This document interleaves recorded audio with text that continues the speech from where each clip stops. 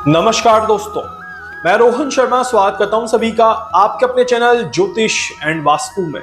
कैसे हैं आप सभी? पिछले 2 दिनों से मेरे पास न जाने कितने सारे मैसेज आ चुके हैं स्वाइन फ्लू को लेकर के। आप सभी जानना चाहते हैं कि स्वाइन फ्लू के केसेस आखिर बढ़ेंगे या कम होंगे। क्या स्वाइन फ्लू की वजह से हमें कोई बहुत बड़ी परेशानी होने वाली है? क्या भारत में किसी बहुत बड़ी पेंडेमिक के आने के आसार दिखाई दे रहे हैं? क्या बहुत बड़ी महामारी की वजह से पूरा भारत चपेट में आएगा और क्या भारत में आने वाला समय अच्छा नहीं है? ऐसे कई सारे सवाल हैं जो आपके मन में जरूर उठ रहे होंगे। मैं पूरी कोशिश करूंगा कि आपके सवालों का जवाब दूं और ज्योतिषीय गणनाओं को समझा करके आपको बताने का प्रयास करूं कि आने वाला समय कैसा है।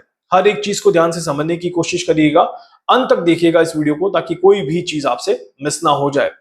सबसे पहले तो ये समझते हैं कि पेंडेमिक का स्वरूप बन रहा है और नहीं बन रहा है। पेंडेमिक आखिर क्यों सोचा जा रहा है? क्या ये ग्रह स्थिति वाकई में इतनी ज्यादा खराब है कि ये किसी महामारी को निर्माण कर दे? इससे थोड़ा सा समझने की कोशिश करते हैं।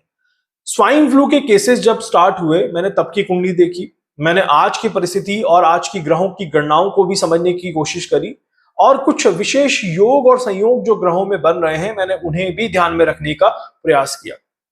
हमें यह पता है कि मंगल जैसे ही मिथुन राशि में एंटर किया है वैसे ही कहीं ना कहीं मौसमी बीमारियों के संकेत ज्यादा दिखाई दे रहे हैं और मंगल का ये जो प्रभाव है ये अभी तुरंत खत्म होने वाला तो नहीं है। हमें यह भी पता है कि हमने अभी भी एक सूर्य ग्रहण देखा है और इस सूर्य ग्रहण में भी बीमारियों के संकेत दिखाई दे रहे थे। इस सूर्य ग्रहण में भी इस तरह के योग थे कि ये समय मौसम की बीमारियों की वजह से परेशान करेगा। कुछ संक्रामक रोग यहाँ पर देखने को मिलेंगे जिसकी वजह से आम जनता थोड़ी सी परेशान होंगी। तो हमें ये तो पता चलता है कि बीमारियों के संकेत मिल रहे हैं and it is not only about मंगल या it is not only about सूर्य ग्रहण। और भी कई सारे ग्रह हैं जो बीच में लूप में काम कर रहे हैं, पर यह क्लियर है कि बीमारियों का दौर तो शुरू हो चुका है। सूर्यदेव ने बीज बो दिया है, ग्रहण काल में बीज का बोना और बीमारियों की शुरुआत और आगे आगे उसकी संख्या का बढ़ना बिल्कुल क्लियर इंडिकेशन है कि यह समय जो है ये थोड़ा लंबा चलेगा और लंबे समय तक परेशान करता हुआ नजर आएगा। वहीं पर अब हमारे सामने 2 बड़ी परिस्थितियां देखने को मिल रही है। पहला, मंगल का राशि परिवर्तन जो कि खराब होने वाला है। दूसरा, चंद्र ग्रहण जिसके प्रभाव हमें लंबे समय तक देखने को मिलेंगे। ऐसे में चंद्र ग्रहण और मंगल के राशि परिवर्तन की वजह से क्या हम पेंडेमिक देख पा रहे हैं?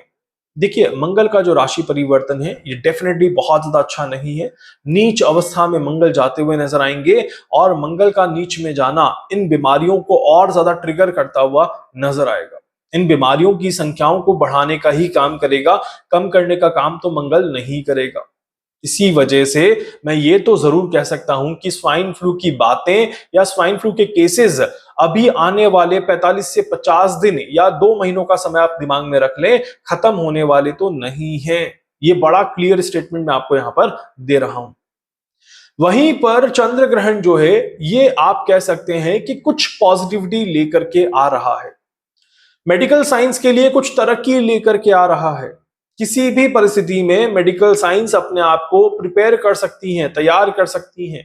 इस तरह के संकेत यहां पर लेकर के आ रहा है और इसी वजह से चंद्र ग्रहण का प्रभाव कुछ हद तक कंट्रोल्ड इक्वेशन को लेकर के चलेगा। एंड एक बहुत अच्छी बात यह है कि ना तो सूर्य ग्रहण ना चंद्र ग्रहण का भारत की धरती पर कोई भी बड़ा प्रभाव है, क्योंकि भारत के आसमान से ना तो सूर्य ग्रहण दिखाई दिया और ना ही भारत के आसमान से हम चंद्र ग्रहण को देख पाएंगे। इसीलिए शायद कहीं ना कहीं भारत में परिस्थितियां तो खराब हुई पर इतनी खराब भी नहीं हुई कि वो हाथ से बाहर चली जाए। और यही एक बहुत बड़ा संकेत है कि हमें पेंडेमिक नहीं दिखाई दे रही, हमें महामारी नहीं दिखाई दे रही। That is the biggest sign कि कहीं ना कहीं चंद्र ग्रहण चीजों को रोक देगा, चंद्र ग्रहण चीजों को कंट्रोल करने की कोशिश करेगा। अब यहां पर एक और चीज दिखाई देती है, सूर्यदेव का जो प्रभाव, क्योंकि सूर्यदेव अभी केतु के साथ है और सूर्यदेव अभी कुछ ही दिनों बाद केतु से हट करके शनि के संपर्क में आते हुए नजर आएंगे। ऐसे में सूर्यदेव की चाल अगर देखी जाए तो आगे लंबे समय तक अच्छी नहीं है। सूर्यदेव की चाल जब भी अच्छी नहीं होती, हमेशा रिकवरी बहुत ज्यादा स्लो हो जाती है। अक्सर देखा गया है कि सूर्यदेव का अच्छा न होना आपकी इम्यून सिस्टम को वीक कर देता है, एंड जिसकी वजह से आप सभी सेल्फ रिकवर नहीं हो पाते, आपको दवाइयों की जरूरत पड़ती है, आप मेडिसिन के सहारे आगे बढ़ते हैं और आप अपने आप को परेशान महसूस करते हैं। अभी कहीं ना कहीं ऐसा ही कुछ दौर चलेगा। जो बीमार होगा वो रिकवर होने में थोड़ा समय लेगा, आसानी से रिकवरी नहीं मिलेगी। आपके जीवन में भी अगर कोई परेशानी चल रही है तो उसको ठीक होने में थोड़ा सा समय जरूर लगेगा, आसानी से वो परेशानी ठीक नहीं होगी। इस तरह के योग दिख रहे हैं। इसी वजह से स्वाइन फ्लू के केसेस जो हैं वो प्रतिदिन कहीं ना कहीं बढ़ते हुए नजर आएंगे और लोगों को परेशानी होते हुए नजर आएगी। इस तरह के योग यहाँ पर दिखाई देते हैं। अब ये सवाल उठता है कि क्या हर व्यक्ति स्वाइन फ्लू की चपेट में आ जाएगा? नहीं, बिल्कुल भी नहीं। देवगुरु बृहस्पति कहीं ना कहीं थोड़ा सा अच्छा मूवमेंट यहां पर दिखा रहे हैं और देवगुरु बृहस्पति के साथ बुध देव का भी एक योगदान हमें देखने को मिल रहा है। इस वजह से एक चीज कही जाती है कि जो व्यक्ति अपना ध्यान रखेगा वो व्यक्ति बीमार नहीं होगा और जो व्यक्ति लापरवाही करेगा वो व्यक्ति बीमार जरूर होगा। ये तो हो गए ग्रहों के संकेत। इसके अलावा यह भी देखा गया है कि जिस व्यक्ति की कुंडली में ग्रहों का स्ट्रक्चर वीक है वो व्यक्ति कहीं ना कहीं बीमारियों की चपेट में आएगा।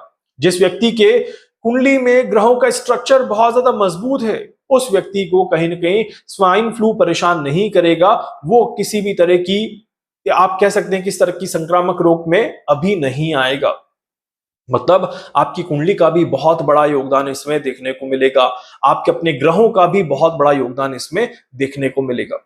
अगर मैं भारत की कुंडली को जब देखता हूं और एक ओवरऑल भारत की कुंडली का स्ट्रक्चर जब मैं देखता हूं तो डेफिनेटली भारत की कुंडली के हिसाब से ये समय भारत की जनता की परेशानी का चल रहा है और भारत की जनता किसी न किसी वजह से परेशान होती रहेगी। ना बारिश इस बार अच्छी है और ना ही बारिश की वजह से लोगों को राहत मिल रही है। जहां पर बारिश हो रही है वहां पर बेइंतहा बारिश यहां पर देखने को मिल रही है।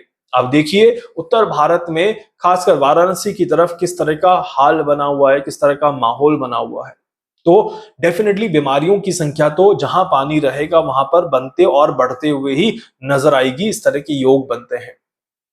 ऐसे में हम सभी कैसे अपना ध्यान रख सकते हैं? मैं आप सभी से रिक्वेस्ट करूंगा कि आप मेरे डेली उपाय फॉलो कर सकते हैं। मैं डेली के उपाय बताता हूं जिसमें आप सभी को अच्छा परिणाम मिलता है और आप सभी अपने आप को बेहतर महसूस कर सकते हैं। इसके अलावा आप सभी लापरवाही से जरूर बचिए क्योंकि यह समय लापरवाही का तो बिल्कुल भी नहीं है।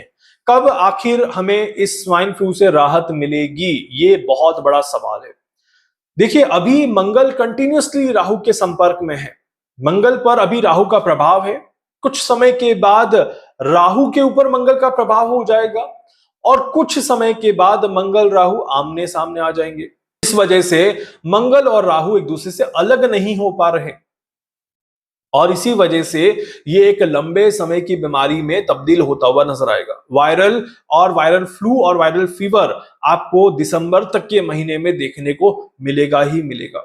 परंतु आने वाले 50 दिन थोड़े से क्रिटिकल रहेंगे। इन 50 दिनों में आपको थोड़ा सा ध्यान ज्यादा रखना है ताकि आपको किसी भी तरह की कोई भी परेशानी ना देखने को मिले। उम्मीद करता हूं कि आप सभी अपने आप को बैलेंस करेंगे, आप सभी अपने आप को पॉजिटिव करेंगे और इस स्वाइन फ्लू के कहर से अपने आप को बचाने का प्रयास जरूर करेंगे। इसके अलावा कोई डाउट है, कोई सवाल है, कुछ पूछना चाहते हैं, जानना चाहते हैं, अपने बारे में कुछ भी समझना चाहते हैं, आप मुझसे संपर्क कर सकते हैं। मैं पूरी कोशिश करूंगा आप सभी की हर संभव मदद यहां पर कर सकूं। वीडियो को लाइक कर दीजिएगा, चैनल को सब्सक्राइब कर दीजिएगा, बेल आइकन पे जरूर से क्लिक करिएगा। जहां जहां शेयर कर सकते हैं शेयर कर दीजिएगा। धन्यवाद।